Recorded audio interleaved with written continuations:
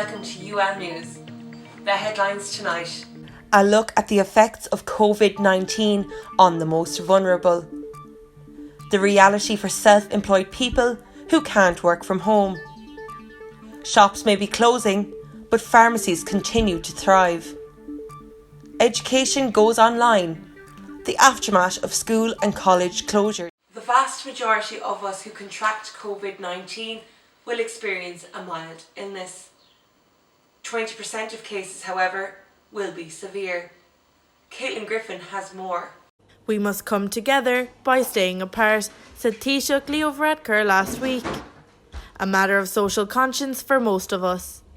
But for someone like Anne Griffin, who is undergoing chemotherapy, it might be the difference between life and death.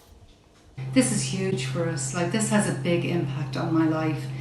My own kids are terrified to come see me. For Anne, self-isolating means huge changes to her daily routine. A lot of hand washing, hand sanitizer, and one walk outside per day is her new daily routine. I would always enjoy coffee and a scone when I go out and have a coffee. I've put an end to that.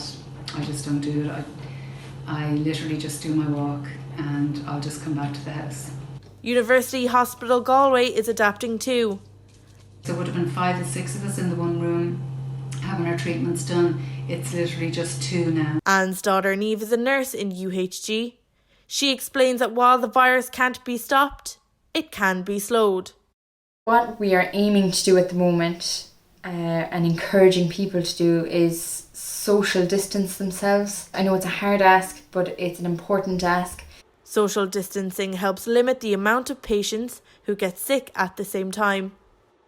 Is that we don't want a high surge of patients to get the infection now because we don't have the resources to treat them. We're just asking you to stay at home. Stay at home, keep yourself safe, keep your relatives safe, keep us safe. Our nurses continue to fight on the front line and for one is grateful for their dedication.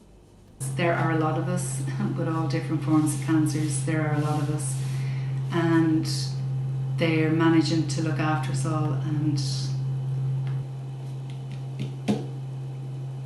they're just a credit to us.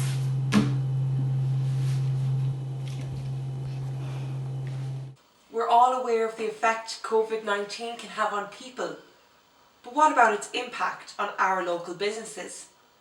Ciara Ferguson and Katie Martin find out more. The coronavirus. It's all everyone can talk about and it's affected each and every one of us in one way or another. But what does it mean for the businesses here in Limerick? Myself and Katie looked at both sides of the story, from crazy chemists to silent shops. Unfortunately, due to the COVID-19 outbreak, I've been left without a job, so no means of income to pay for both my student accommodation and my student fees. The campus bar shut down 1 week ago. The staff here are among many around the country who are increasingly worried.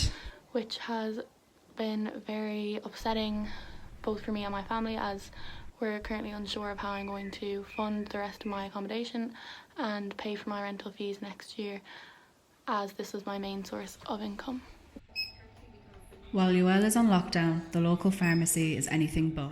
We've basically been off the walls with people coming in and out for prescriptions, coming in and out for hand sanitizer, for face masks, for gloves, you name it. Literally, we're so busy at the moment. We've had I'd say double the staff working at the moment, towards what we'd normally have.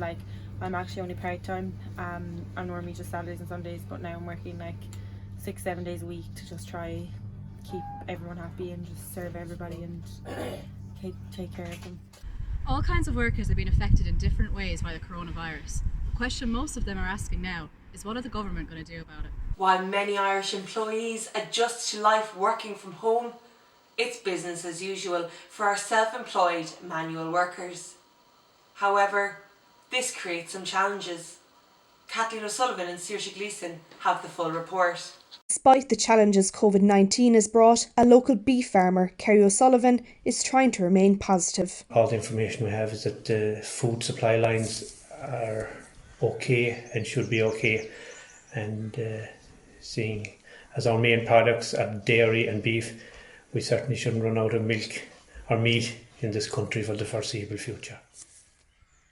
We can easily see it's quite easy to do self-distancing in this occupation. However, farmers aren't the only self-employed people concerned at this time. The Construction Industry Federation said on Wednesday that construction companies were continuing to deliver on contractually agreed commitments with both public and private sector clients while keeping with HSE and HSE authority guidelines.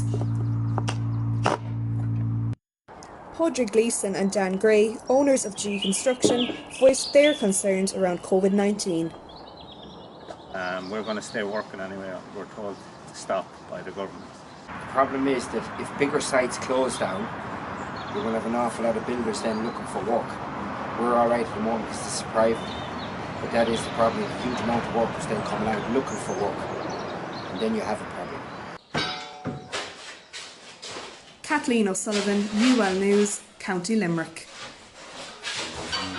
Issues with online learning are arising for students and lecturers.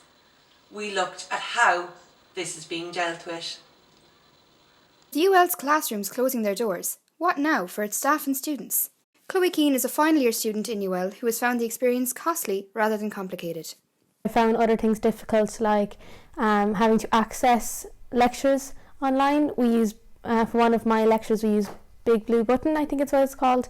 And my laptop, I can't actually get the mic to work, so I've had to call in remotely. It's just a cost I didn't see coming into my life, but it's okay. And I found that other people have the same difficulty. UL lecturer Jess Bealey has been tasked with helping staff to adapt to what is a seismic shift in their teaching process. Because they're dealing with small children and pets all over the place, and home care as well for their parents, and some of our students are dealing with that kind of stuff as well. So and dodgy Wi-Fi and all the stuff that's happening. So none of this is ideal at all. It's not just universities that are affected. Secondary schools are also having to make huge changes. In the last 24 hours, oral Leaving Cert exams have been cancelled, but teachers and students are adapting to the new environment. I think my school have been great at this time. They are trying to keep us up to date and work as much as possible, and for everyone it's so difficult because we physically can't be in school, but they're doing their best. We are in an emergency situation. There's scary news all over. We don't know what's coming. Just mind yourselves, But the advice to students is to keep their heads in the books, or in this case, the laptops. Now on to Katie for what's new in sport. Thanks, Sarah. The world of sport has been decimated by the COVID-19 pandemic. This week it has become clear that major sporting events have been halted due to the spread of the virus. These include the 2020 Euros, which will now be played in 2021, and the Tokyo Olympics may have to be rescheduled for the first time since World War II. The Premier League announced yesterday that although football in England has been suspended until at least the end of April, they are determined to complete the season. The organisation is committed to finding ways of resuming the current football season and ensuring all matches are played to maintain the integrity of each competition. Meanwhile, here in Ireland, Sligo Rovers have announced temporary layoffs for all its staff. The decision applies to all management, players and administration staff amid doubt over the 2020 SSE Electricity League season due to COVID-19. In golf news, the European Tour is suspended until the 25th of May. They remain hopeful that they can play by the time the Dubai duty-free Irish Open at Mount Juliet is scheduled in late May. However, there is still one sport that will carry on behind closed doors in Ireland: horse racing. More on this from Owen Maloney. Horse racing is a sport under fire. 200,000 people attended the Cheltenham Festival last week as the coronavirus pandemic swept across the globe. Irish horse racing now remains the sole sport taking place this week. The Racing Post Mark Boylan, though, says the sport has followed government protocol at every step. And really it's been run under the strictest possible guidelines that could ever be had. There's more people going to be in your local Tesco this morning than there will be at any Irish racecourse over the next couple of weeks, as long as we can keep racing going. And if there is a need for a medical emergency with an ambulance, they have made it clear that the government have total access to them. If an ambulance needs medical personnel, the government can take them for public emergencies, absolutely 100%. But for the time being, Irish racing can keep people in employment. The Irish rugby season has blown its final whistle a few months early. The IRFU confirmed last night the club teams will instead build towards the 2021 season. Here's Fionn White with more. For the last week, empty pitches have been a common sight around the country. Last night, the RFU confirmed that the current domestic rugby season has been concluded with immediate effect due to the coronavirus pandemic. In a statement, the RFU said that they were left with no other option but to end the season, and they were putting the physical welfare of our rugby community above all else. Do-or-Doyle outfit Gary Owen were flying high before the virus outbreak, and longest serving member Hugh O'Brien looked back on a successful season that has had to end abruptly. Yeah, look, it's a bit unfortunate that the season has come to an end. We've been doing quite well, but look, safety first, I suppose. We don't want to be part of the cause that be spreading the virus. It's good that we've a young team, hopefully we'll be back. When they do return, it'll be a much needed boost for everyone. Fionn White, Do-or-Doyle. Well, that's all from the sports team here at UL News. Now it's over to Ryan Hampton with a squeaky clean demo.